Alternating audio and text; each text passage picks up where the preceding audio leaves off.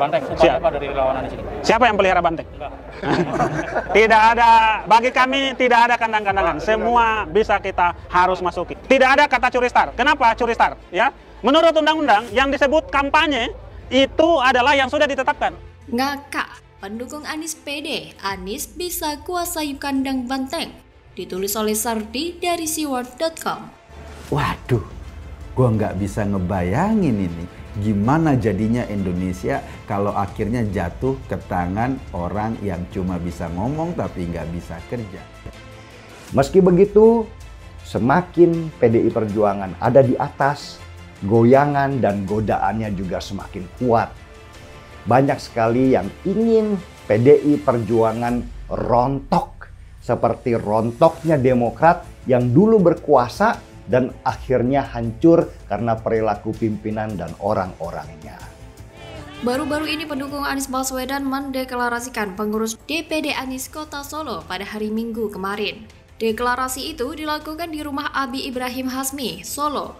Kita akan semakin bersatu, akan bergerak terus untuk mencapai target perolehan suara Anies, kata Ketua DPD Anies Kota Solo, Abi Ibrahim Hasmi. Di Solo, insya Allah bisa mendapat lebih dari 15.000 sampai 18.000 relawan. Kita bergerak terus dan bersatu. Dengan itu, relawan bisa mencapai target minimal. Kita bisa memenangkan pertarungan di sini, kata dia. Abi optimis bisa mencapai target yang dicanangkan oleh DPD Anies Kota Solo. Meskipun kita semua tahu, wilayah Jateng, apalagi Solo, adalah basis terbesar bagi PDIP.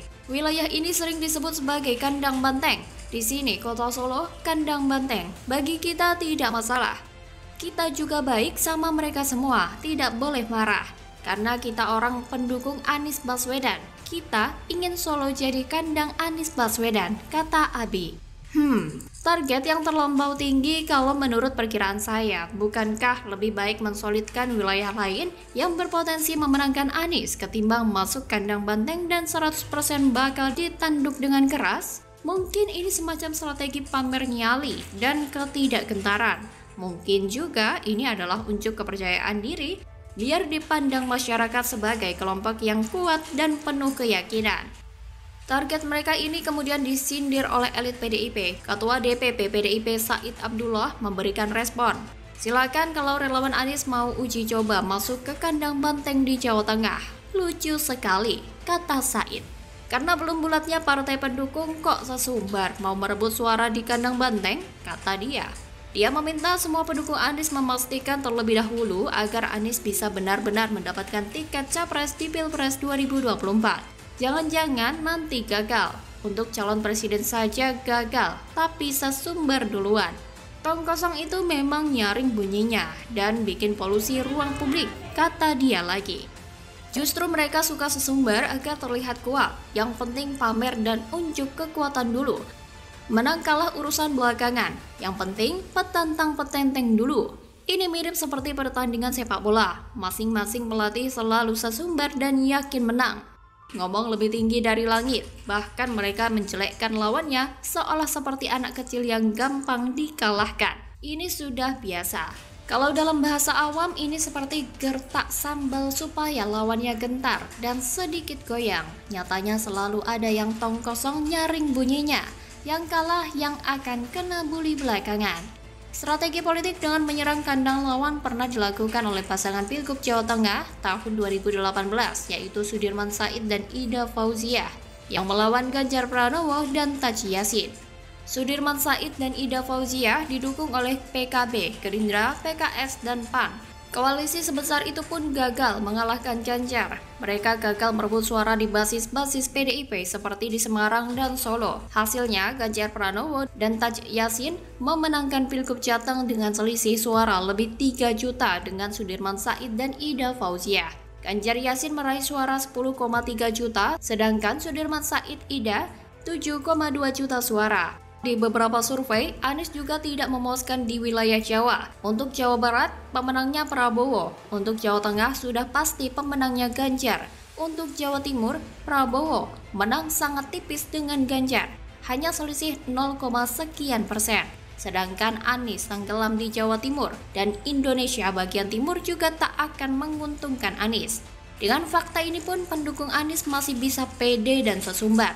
Memang daya tempur mereka cukup kuat, meski sebenarnya sudah malas dan capek dengan hasil yang didapatkan. Harusnya bikin lagi acara jalan santai atau jalan sehat dengan hadiah utama mobil Ferrari, jalan-jalan keluar angkasa, dan rumah mewah seharga 10 miliar rupiah. Dijamin yang datang pasti membludak ngalah-ngalahin jumlah pendukung Rizik yang jemput di bandara. Lalu diabadikan di medsos, bikin caption yang menggelegar dan lebay. Dengan demikian baru bisa terbentuk persepsi Anies kuasai kandang banteng. Meskipun yang percaya adalah kelompok yang itu-itu juga. Bagaimana menurut Anda?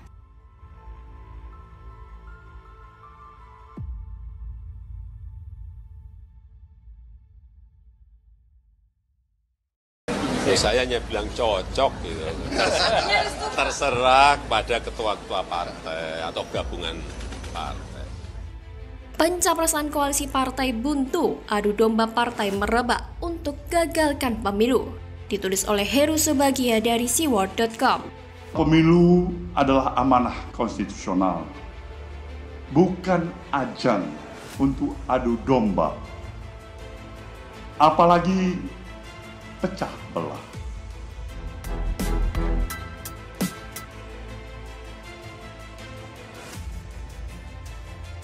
Pimpinan partai kita sudah masuk ya dengan Pak Caimin, kita masuk timnya Pak Jokowi sebetulnya sekarang, ya kan?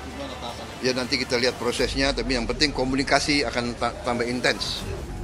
Karena kalau kita melihat statement Ketua Umum PAN Zulkifli Hasan dan Ketua Umum Gerindra Prabowo Subianto, di mana mereka itu menegaskan sudah mulai ada titik terang. Kekuatan politik tanah air saat ini masih didominasi oleh pemain lama. Partai politik penopangnya juga masih itu-itu saja. Stok kelompok elit kolonial didominasi oleh elit politik yang terakhir di fase reformasi. Merekalah yang sedang bercokol dan menjadi dedengkot di eksekutif atau di parlemen. Hanya saja eksistensi mereka sebagai tokoh yang lahir dalam rahim reformasi menunjukkan kemelaratan serta kemiskinan akut dalam pola dan pikirnya serta komitmen dan integritas sebagai pemimpin bangsa dalam level jongkok atau level abal-abal.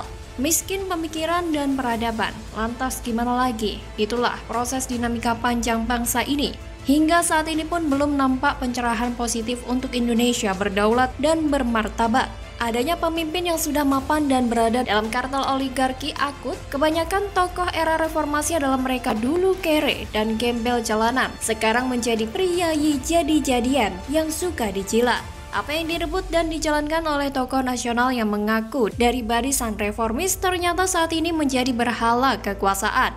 Kekuatan mereka berada dalam sebuah kartel besar dan sudah sangat bahagia. Mereka banyak yang sudah menjadi raja baik di partai politik dan juga pemerintah saat ini. Beruntung jika umur manusia itu akan habis di telan usia, mereka pemegang kekuasaan akan mati juga. Fisik rapuh dan kesehatan menurun. Usia kekuasaan akan berbanding terbalik dengan umur seseorang.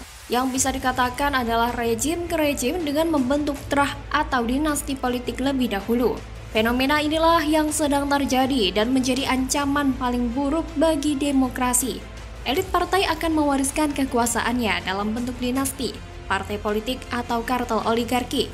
Pemilu 2024 menjadi ajang terakhir para tokoh atau elit zaman reformasi akan habis pengaruh dan kekuasaannya. Yang mereka lakukan adalah merebut kekuasaan atau mempertahankan kekuasaan memakai dinasti atau kartel politik. Cara paling aman adalah mereka membentuk dinasti politik dan sesegera mungkin membentuk atau membeli kendaraan politik untuk dijadikan identitas atau rumah. Bangunan politik lama saat ini dikuasai oleh golongan nasionalis, ideologis, dan sekuler. Rumah mereka paling besar ada di parkir dan kedua ada kartel oligarki atau konsorsium politik. Diperkirakan pemilu 2024 akan menjadi ladang dan peristiwa paling penting untuk mempertahankan atau merebut kekuasaan. Mereka akan berjuang mati-matian dalam fase transisi ini. Mati atau hidupnya kartel politik atau kekuasaan politik ditentukan dalam perebutan kekuasaan legislatif atau DPR dan eksekutif atau presiden. Parpol akan tetap menjadi portofolio pertahankan atau merebut kekuasaan baik di Pileg dan Pilpres. Partai berpengaruh seperti PDIP, Golkar, dan Gerindra akan saling berebut atau berembuk satu sama lainnya. Lobi khusus parpol besar dan kecil sedang berjalan. Namun sampai saat ini, konfigurasi politik yang kompromis belum tercapai. Koalisi parpol yang terbentuk masih abal-abal, tidak mengikat dan mudah dikhianati oleh anggota. Demikian juga calon presiden dan wakilnya terus mengalami jalan buntu. Gagasan dibentuknya koalisi besar yang tercetus di pertemuan 5 ketum partai pendukung pemerintah di kantor DPP PAN juga akan mengalami blunder. Jokowi kini sebagai wasit juga masih belum bisa mengendalikan penuh kelima ketum partai. Akhirnya wacana bersatunya gagasan koalisi besar dimungkinkan akan gagal. Sore ini Ketua Umum Partai PAN, Zulkifli Hasan dan Ketua Umum Gerindra Prabowo Subianto nyodok melakukan pertemuan hanya melibatkan 2 partai. Lantas kemana 3 partai yang pernah kumpul di DPP PAN tanggal 2 April 2023 kemarin? Kesimpulannya adalah kontestasi Pilpres dan Pilpres 2024 akan sangat panas tingkat mobilitas dan persaingan. Justru ini yang menjadi masalah besar sehingga akan menjadi sebuah skenario penggagalan atau penundaan pemilu. Jika partai saja belum meredakan ego dan tidak bisa bekerja sama, artinya proses dan tahapan pemilu juga akan molor atau tersendat. Ada juga kecurigaan tersendatnya proses negosiasi di level tertinggi antara elit partai diakibatkan oleh intervensi invisible hand. Mereka adalah kelompok pro penundaan pemilu yang terus mengobok-obok partai agar menjadi galau dan tidak bersatu. Jadi waspada juga jika kemungkinan terjadinya pembatalan pemilu dengan cara merusak dan mengadu domba peserta pemilu hingga infrastruktur dan jejaring partai rusak dan ambyar. Ingat, saat ini sedang terjadi konflik perbuatan ketua di Partai Demokrat versi Agus Harimurti atau AHY dan kubu Muldoko. Bukannya konflik di tubuh Demokrat bagian skenario invisible hand untuk batalkan pemilu melalui jaringan partai? Bagaimana kalau menurut Anda?